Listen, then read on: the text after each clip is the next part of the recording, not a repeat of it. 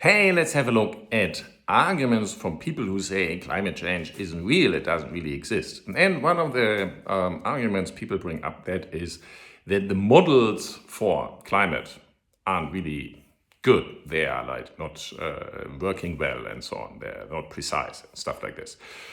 Well, first of all, a model is something you try to predict the future with models. And you have to take something really complicated like the whole temperatures and the whole weather and climate on the whole planet and put this into something where you can model it.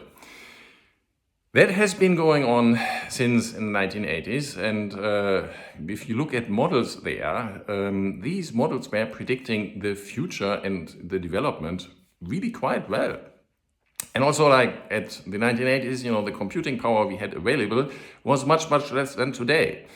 And nowadays models, they rely on computations and computation, we get more and more computing power all around the world. So models get better and better and better. But you don't only need models, you can also like look at some things from the past and see, okay, how has the temperature and CO2 levels, how have they been influencing each other? So you can even, if you don't really want to understand all the models, you can just go, for example, to our website and look up how was the CO2 concentration on the planet? How was the temperature on the planet over the last 1 million years? And you can see, there's a very strong link between them because it's actually a greenhouse gas. We know there is not only a correlation, but there's a causality behind it. And you will see, CO2 and temperature are very much linked. And what we are doing is we are shooting up the CO2 levels in the atmosphere really fast and to unprecedented levels over the last 1 billion years.